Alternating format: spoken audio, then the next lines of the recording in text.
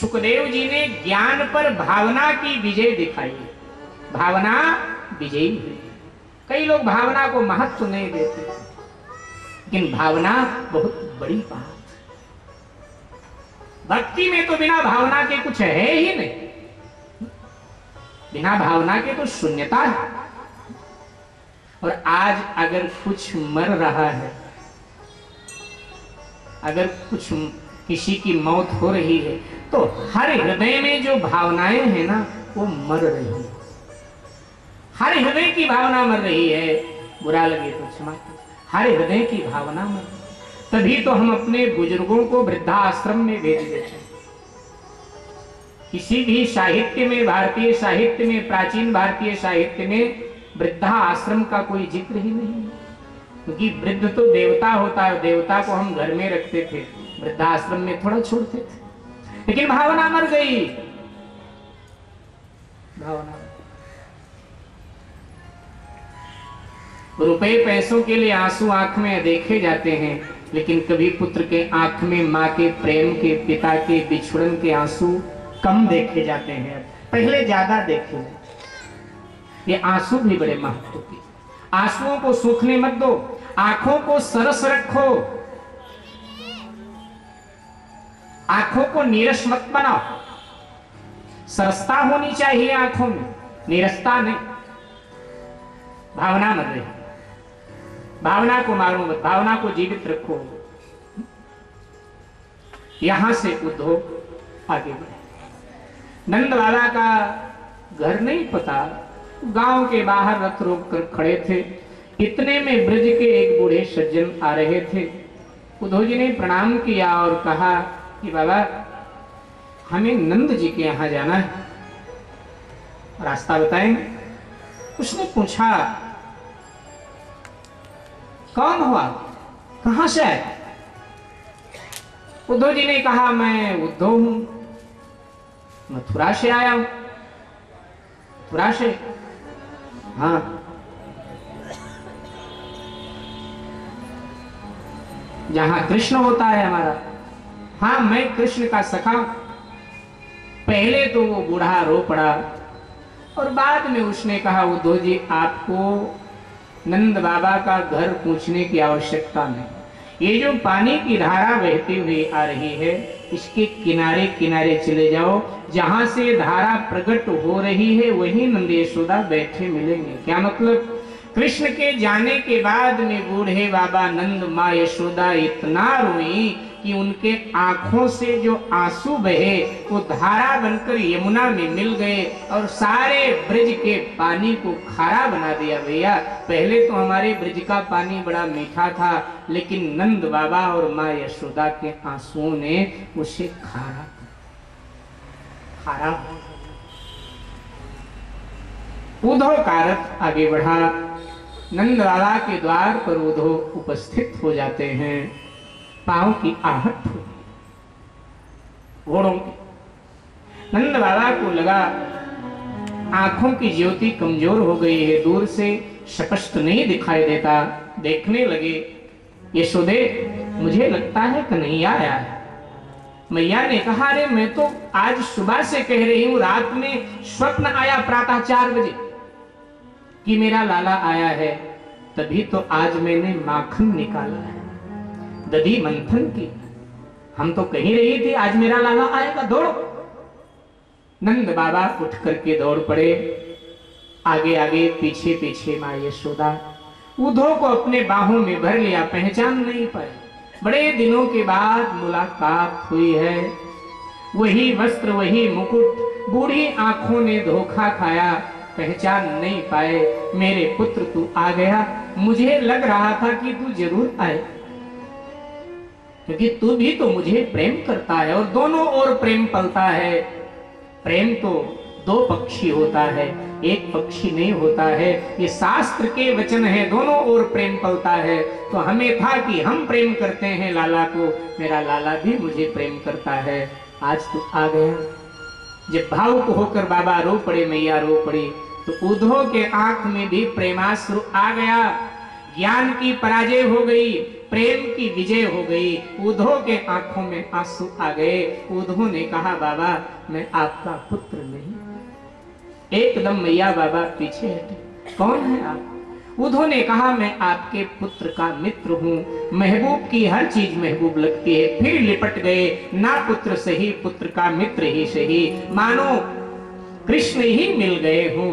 बार बार उद्धव को लिपट करके माँ यशोदा, बाबा नंद रो पड़े, भीतर ले गए। एक अतिथि का जो सम्मान हमारे देश में होता है वो किया। अतिथि को हमेशा ऊपर बिठाया जाता है, आयु में चाहे छोटा हो चाहे। मैया बाबा नीचे बैठ गए और अब रोकर अपने गोविंद का कुशल क्षेम पूछे, हमारा कृष्ण ठीक है ना भैया?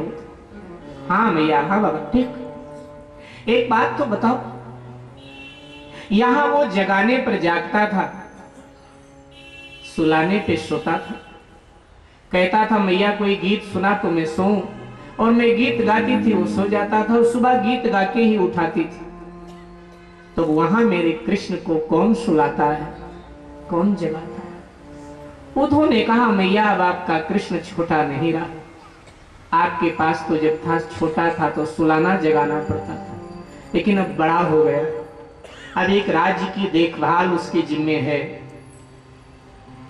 वो जागता कब है किसी को पता नहीं, और सोता कब है ये भी किसी को नहीं पता। भोले भाव से माँ कहती है, भैया जब सुबह उठता था तो माखन रोटी मांगता था, और मैं रात की बची रोटी रख देती थी, बासी रोटी सुबह उसे थमा देती थी, माखन लगा के खा लेता था। तब पांव नीचे उतारता था बिस्तर से, तो सुबह सुबह उसे माखन रोटी वहां कौन देता है? मैया के भोलेपन पर उद्धव मैया का हाथ पकड़कर रोने लगे। बोले, माँ आप बहुत भोली हैं, आप सुबह थोड़ा भोजन करते हैं, अब कहीं समय मिलता है तो करते हैं भोजन। मैया खाने को तो वहां बहुत कुछ है, राजसी भोग है, लेकिन एक बात मैं माँ जरूर कहूंगा कि आपके माखन रोटी में जो उसे स्वाद आया उसे भूल नहीं पाया है। 56 भोग जब आगे आता है तो आपके गोपाल के आंखों में आंसू आ जाते हैं, और उनमें माखन रोटी के स्वाद को तलाशता है, और जब स्वाद नहीं मिलता तो थाल सरका के भूखे पेट राजमहल में आकर बैठ करके ब्रज की तरफ मुंह करके रोता। ये कहना था बूढ़े बाबा नंद, माँ यशोदा फूट करके रोने लगे। इसका अर्थ यह है कि मेरे लाला को मथुरा के लोग भूखा रखते। मैया ने कहा तुम्हें छोड़ के नहीं आना था, जैसे था लेके आना था। मेरा लाला कभी भूखा नहीं रहा, लेकिन वहां भूखा नहीं रहा। पुत्र के प्रेम में विवल होकर के नंद यशोदा विलाप करते हैं। मैया जहां जहां भगवान ने जो जो लीलाएं किया था, उद्धव का हाथ पकड़कर दिखाती है। पूरी भागवत मैया यशोदा ने उद्धव जी को एक प्रकार से सुना दिया। उद्धव जी, यहां मैंने उखल में बांध करके उसको मारा था, यहां एक बार माखन उसने मिट्टी खा लिया था तो मैंने यहां कान पकड़ के उसको मारा। यहां वो सोया करता था, यहां ऐसे बैठा करता था, यहां इस कोने में वृक्ष के नीचे कदम के नीचे बैठकर बांसुरी बजाता था। सारे ग्वाले यहीं आ जाते थे, सब दिखा रहे, सब बता बाबा और मैया। तो उद्धव भी सुन सुन करके ये प्रेम भरी बातें रो रहा है, क्योंकि प्रेम की विजय ज्ञान पर होगी। ज्ञान तो भग गया उद्धव के हृदय से, प्रेम आ। कई दिनों तक उद्धव रहे हैं मेरे भाई बहन, और अब वहां से चलने के लिए तैयार होते हैं। और तब बाबा नंद ने कहा, उद्धव बेटा, कृष्ण से कहना कि या तो एक बार यहाँ आए, ब्रिज आए, और ना आ पाए तो हमको बुला दे। हम किसी को बताएंगे नहीं कि हम कृष्ण के पिता हैं। द्वारपाल बन करके चलेंगे और दर्शन करके वापस आ जाएंगे। कोई पूछेगा मैं कह दूंगा मैं द्वारपाल।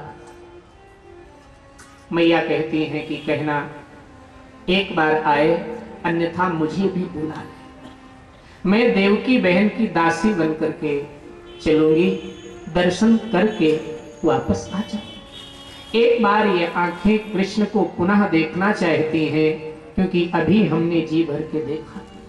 एक बार देख ले, बस सदा के लिए फिर आंखें बंद हो जाएं, कोई चिंता नहीं। अन्यथा बिना देखे अगर मृत्यु हुई तो मरेहू पे आंखियां खुली रह जाएं।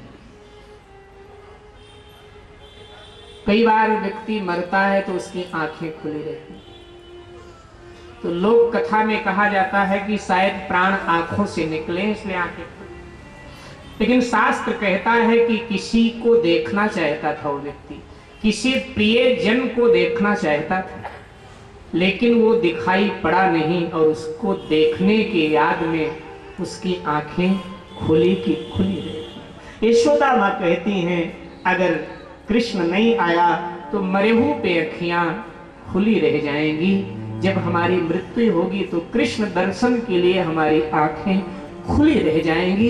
इसलिए एक बार आए या मुझे बुलाए। नहीं माँ आप दासी बने, द्वारपाल बने बाबा, नहीं नहीं, अरे आप कृष्ण के माता पिता, कैसी बातें कर। बाबा कहते जाने को भैया हम जा सकते हैं मथुरा, लेकिन क्यों नहीं जाते। हम सोचते हैं कि हम जाएं वहां और हमारे जाने से कहीं मेरे कृष्ण का अपमान न हो जाए, कहीं कृष्ण पर अनगिनत उंगलियां न उठ जाएं कि ये वही ग्वाल ग्वालिनी है जिनके घर में कृष्ण पला था, कहीं मेरी वजह से मेरे कृष्ण को कोई ग्वाला न कहने लग जाए, इसलिए हम नहीं जाते हैं। और मेरे भाई बहन ध्यान देना, प्रेम में हमेशा प्रेमी की चिंता रहती है, प्रियतम की चिंता रहती है, प्रेमी को अपनी नहीं रहती। मेरी वजह से मेरे प्रियतम को कहीं कोई कष्ट न पहुंचे, हम रो के जी लेंगे, हम कैसे भी रह लेंगे, लेकिन मेरी वजह से मेरे प्रियतम का अपमान न हो। यही सच्चा प्रेम है। अन्यथा क्या गोप गोपियां मथुरा नहीं जा सकती थी क्या? जा सकती थी, लेकिन कोई नहीं गई, नहीं कोई मतलब नहीं। कितनी विषम वेदना सहन किया, कितनी पीड़ा सहन की, लेकिन मथुरा अथवा द्वारिका इनमें से कोई भी नहीं गया। मेरी वजह से कहीं मेरे प्रियतम का अपमान न हो जाए, इसलिए मैं अब जब उद्धव चलने के लिए तैयार हुए, यशोदा मैया ने मिट्टी के पात्र में माखन भरा दिया और कहा कि कन्हैया को देना और कहना तेरी गरीब मां ने तेरे लिए ये प्रसाद भेजा है, ये प्रसाद तेरी गरीब मां को, और कुछ नहीं है तेरे गरीब मां के पास, तू ही धन था, तुझे गंवा दिया उसने। अब ये माखन है, माखन का अर्थ होता है मन, ये मन है, ये मन भी मैं तुझे समर्पित, मन भी। यहां से सांत्वना देकर विदा हुए उद्धव। ग्वालों का पता पूछा है, नंद बाबा ने बताया ग्वाल मंडलियों में उद्धव उपस्थित हुए। ग्वालों ने देखा, दौड़ पड़े, कौन है? कोई राजसी परिवेश में आया है, कोई राजा का आदमी है, रथ घेर लिया, कौन है आप? उद्धव जी मंत्री के पद पर थे उस समय, मथुरा राज्य के प्रधानमंत्री थे। मंत्री आए तो हम लोग न जाने कितनी आवश्यकताएं बताते, लेकिन धन्य है लोग, कोई आवश्यकता नहीं, आवश्यकता केवल कृष्ण है। सबने घेर लिया, अकेले आए, मेरे मित्र को नहीं लाए, कहो क्या कहने आए? बोले कृष्ण का चिंतन बंद करो, क्या हासिल होने? ग्वाले तो ग्वाले हैं, अनन्य हैं। ग्वालों ने उद्धव जी से कह दिया, उद्धव जी आना था तो उन्हें लेके आना था, अन्यथा नहीं आना था। आए सो आए। एक निवेदन है, ये पाती बाँच के सुना दो, क्योंकि हम अनपढ़ हैं, पढ़ नहीं पाएंगे, और इसके बाद में आप जाइए, उनसे कहना आना है स्वयं आए, अन्यथा बार बार ये पाती मत भेजा करें, क्योंकि पाती सुन करके जिन जख्मों पर हम मरहम लगाते हैं, जब पाती पड़ते आती है तो वो जख्म पुनः भरने के बजाय उभर आता है। इसलिए कहना कि स्वयं आए, पाती न भेजा। आना है तो स्वयं आए। उद्धव जी, हम भुलाना चाहते हैं उन्हें, लेकिन भूल नहीं पाते। उन यादों पर थोड़ा हम पर्दा डालना चाहते थे, लेकिन आपने आकर उन यादों को फिर ताजा किया। हमारी शिकायत है, हमें भगवान की याद नहीं आती, और ग्वालों की शिकायत है, इतनी भी याद क्यों आए, इतनी याद मत आया करो।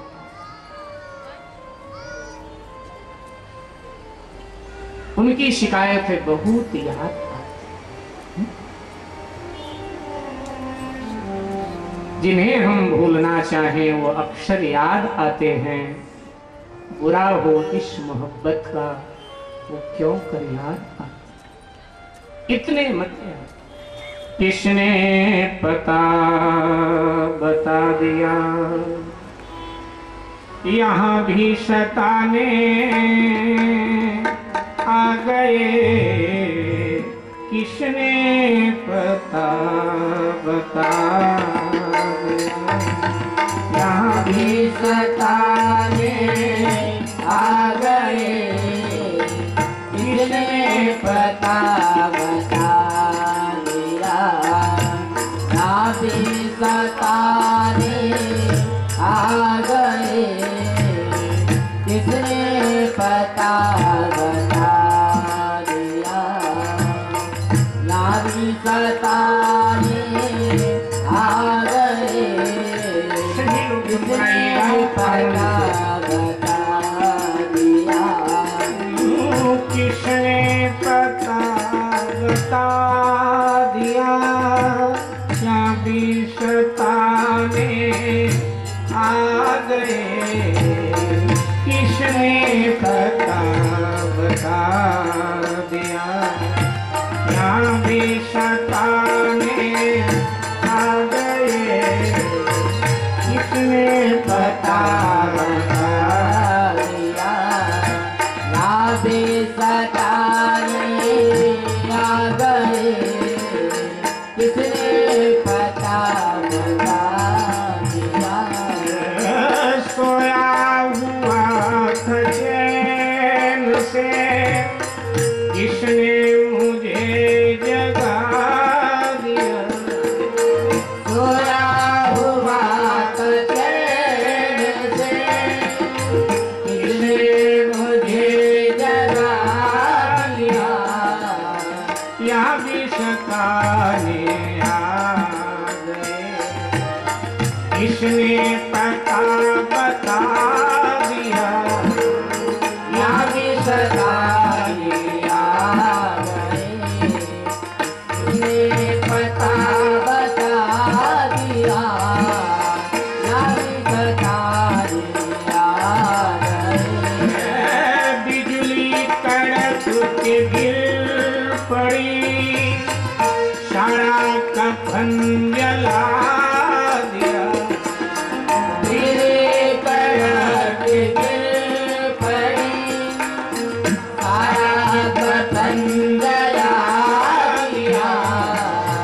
यहाँ भी सताने आ गए। किसने पता बता दिया, यहाँ भी सताने आ गए। किसने पता बता दिया, यहाँ भी सताने आ गए। सोया हुआ चैन से किसने मुझे जगा दिया। सोया हुआ चैन से किसने मुझे जगा दिया, यहाँ भी सताने आ गए। किसने